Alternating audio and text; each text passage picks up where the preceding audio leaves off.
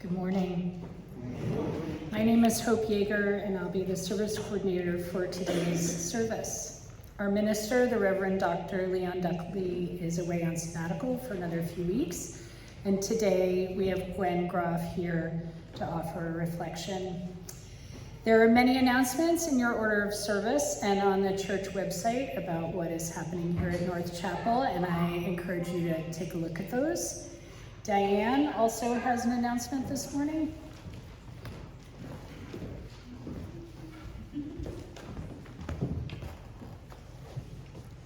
Good morning. So my busy life and my inattentiveness to selling raffle tickets and pushing them is your good luck, because there are lots of raffle tickets left. And if you don't want to win one of these baskets, even if you buy a ticket, you probably won't win. And if you do want to win, there aren't that many tickets sold, so you might win. And I have, they are $10 a piece. I have a clipboard, so if you come to me and sign up for one of the raffle tickets, I will chase you down later for money. You don't need money today. And I have a great deal going on today. They are $10 a piece, but if you buy 3, they are $30. And if you buy 5, they are $50. So please see me, because I have badgered people to submit these raffle baskets, and if we don't sell all the tickets, I'm gonna feel bad. So it's the month of guilt, and I'm happy to put it on you.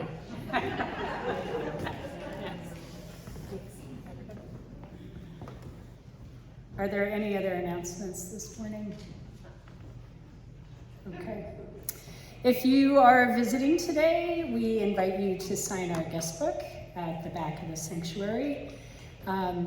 If there's anybody visiting who wants to introduce themselves, I can bring the microphone to you. Anybody up for that? Okay. Welcome, everyone. Tatum is here to provide the children's program this morning, and I'm just putting in a reminder here to turn off or silence your cell phones and pagers. After the service today, there are treats downstairs in the social hall and coffee, and you can get there by the stairwell back there. There's also a stairwell behind me. The opening words this morning are by Joyce Rupp. This is her poem titled A Remnant of Resurrection.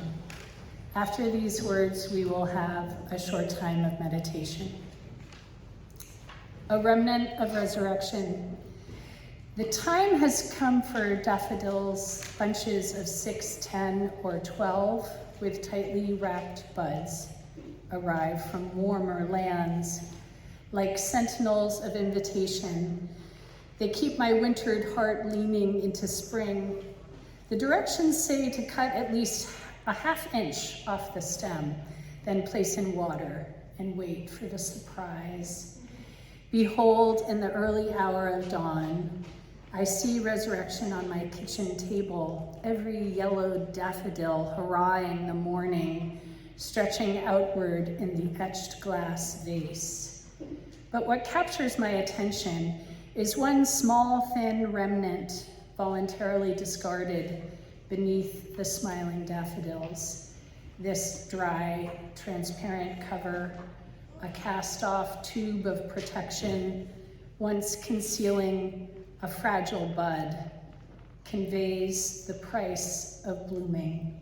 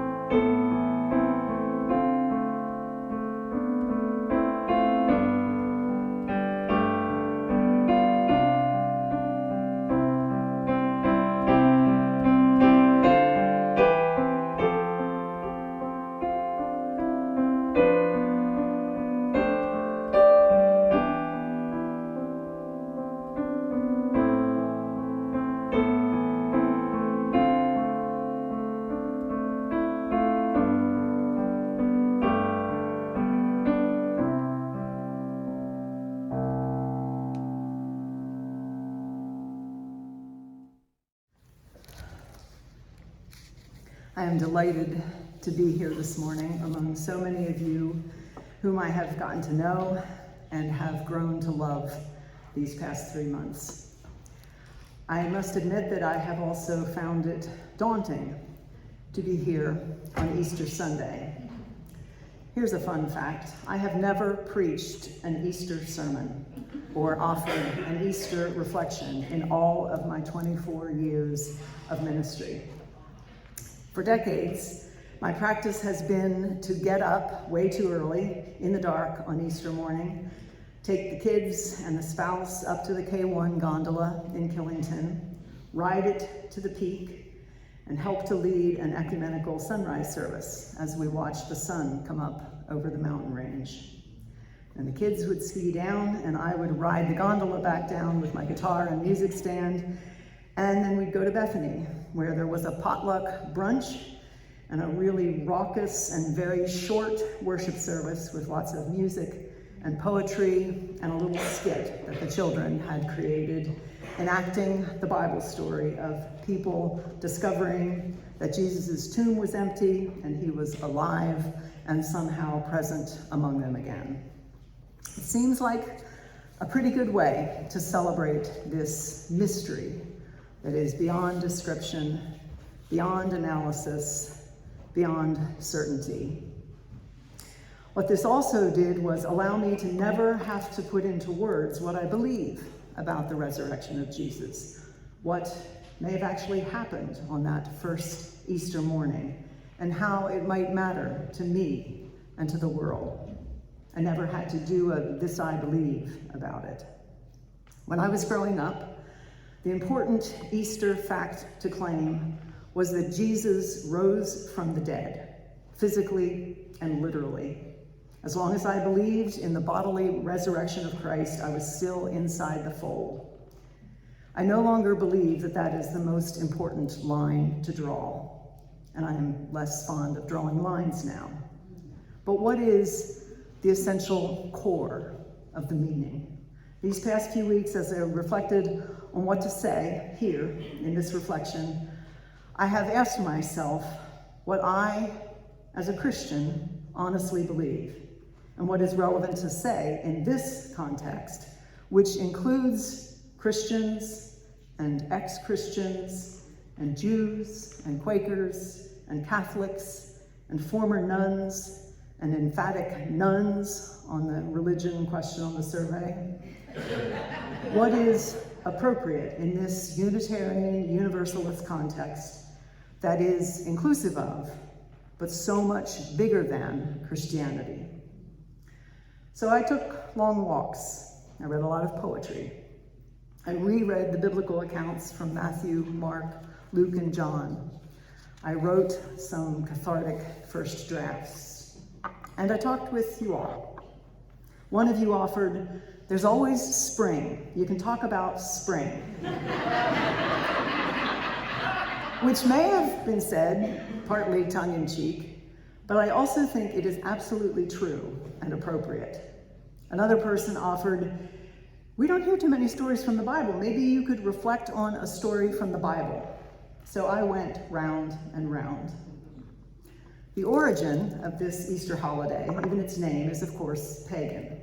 It's all about the return of spring.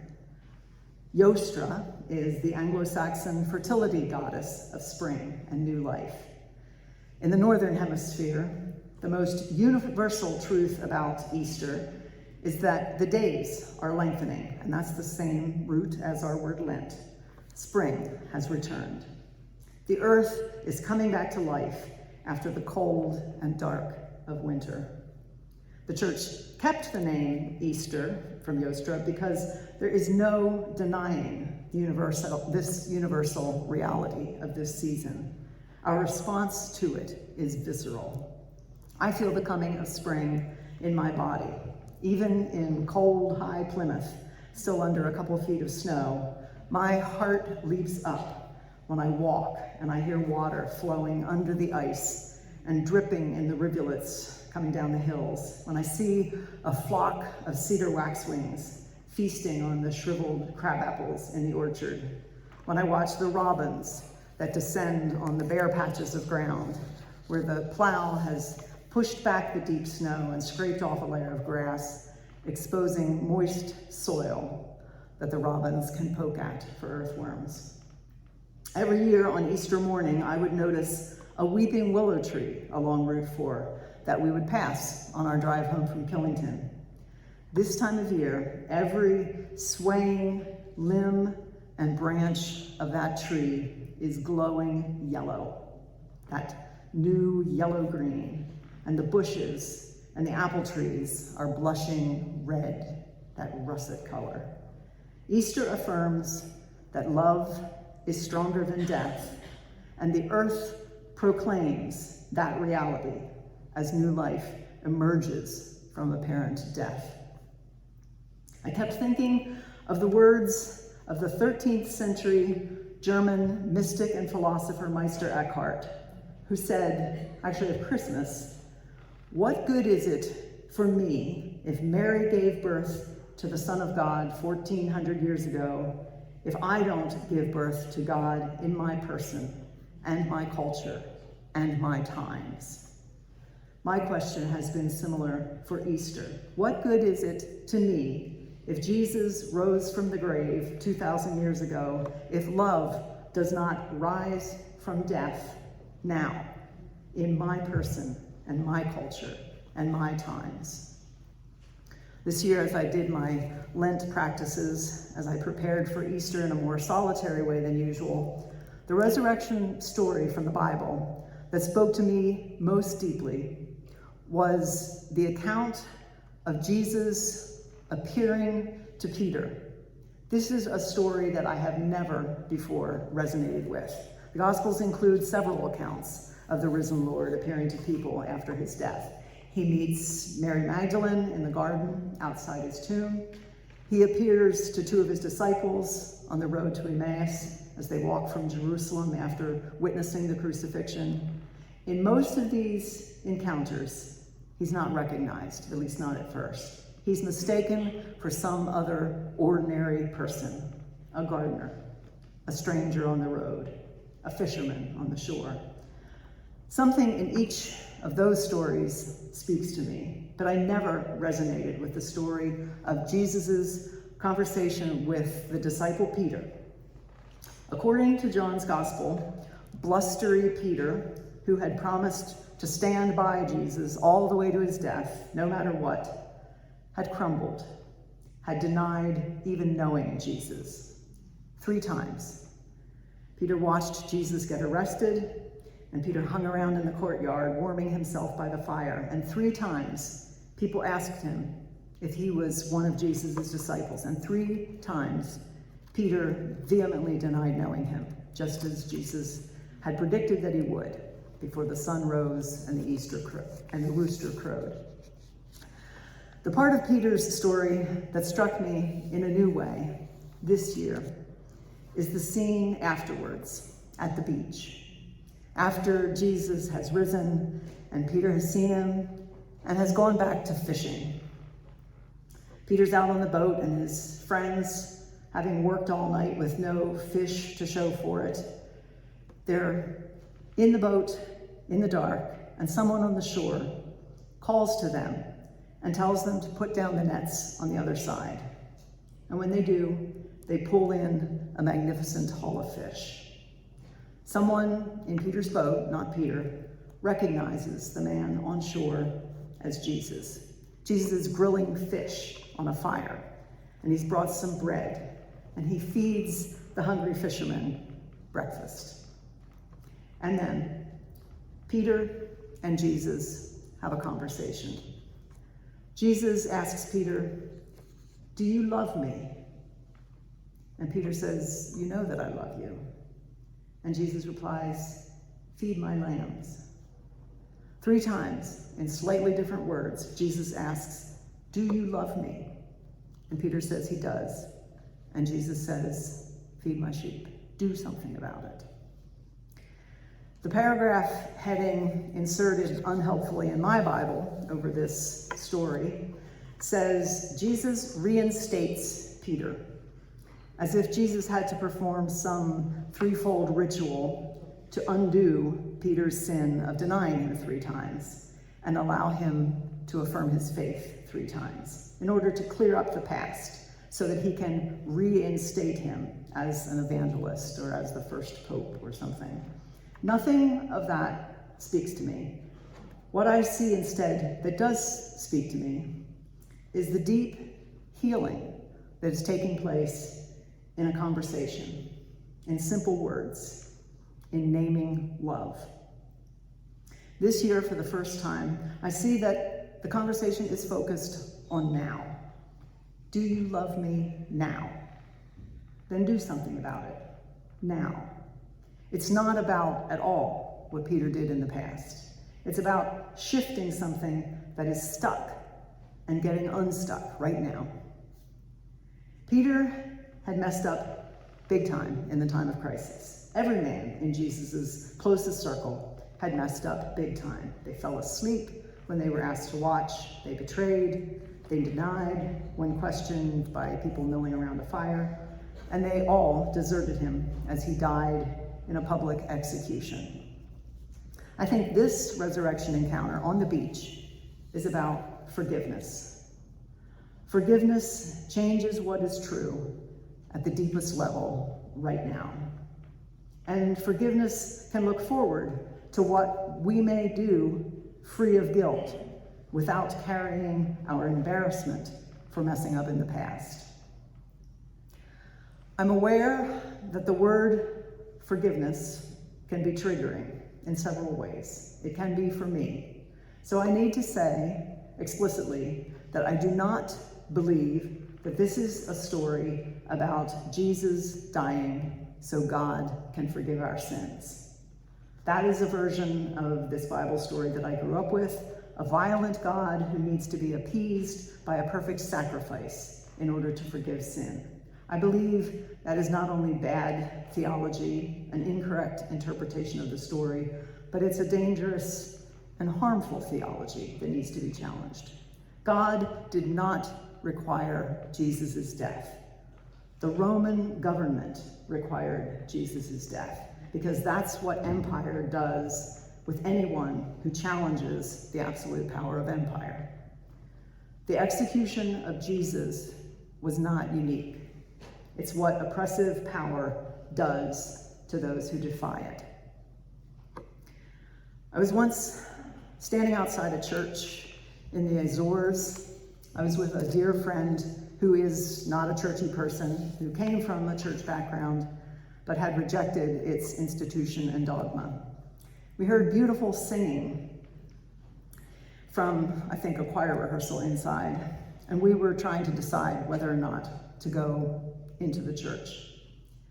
There may have been a small entrance fee, and I may have been the holdout because I resent paying to enter a house of worship. Anyway, we were standing there deciding when a pigeon resting in the eaves just above us pooped on my shoulder, my sleeve, and my bare arm. The pigeon decided it for me. I went inside and I asked to use the restroom, and my friend followed me inside. When I came out of the bathroom and into the sanctuary, I found that there was an amazing temporary collection of artwork in this sanctuary, where many churches and cathedrals display the 14 stages of the cross, 14 depictions of events that Jesus experienced on the way to his death. These stations were 14 paintings of contemporary moments of crucifixion.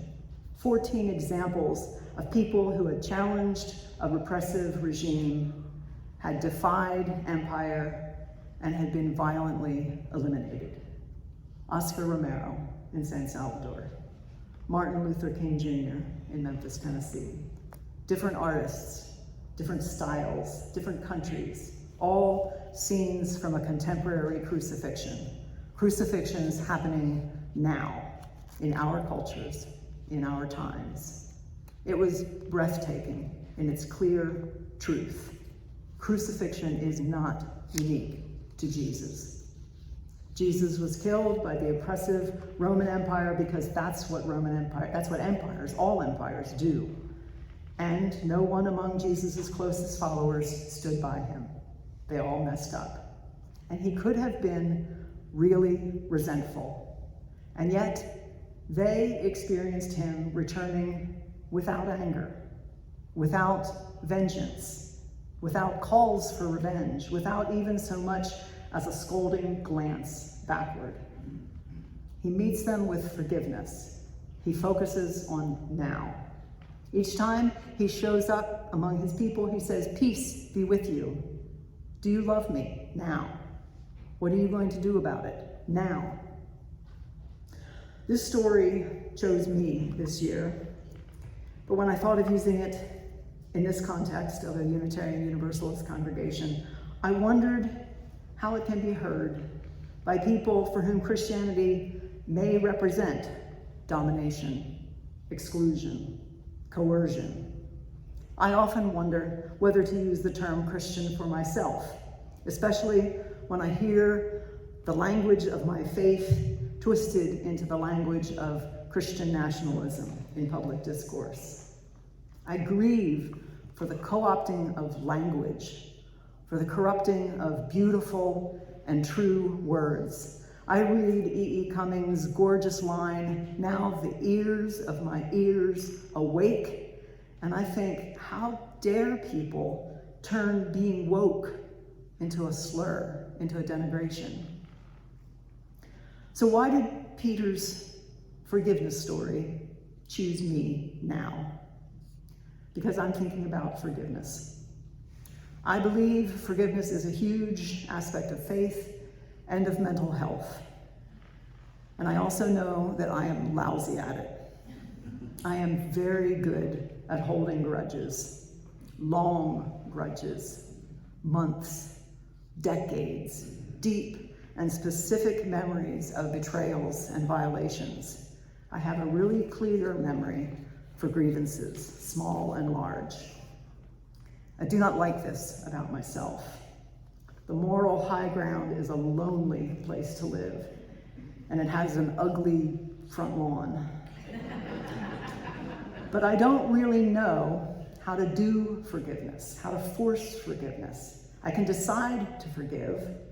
I can do my best to understand my offender. I can even say that as much as is possible in me, I choose to forgive. And that's as far as my volition gets me. And at a deep level, the bitter resentment lives on.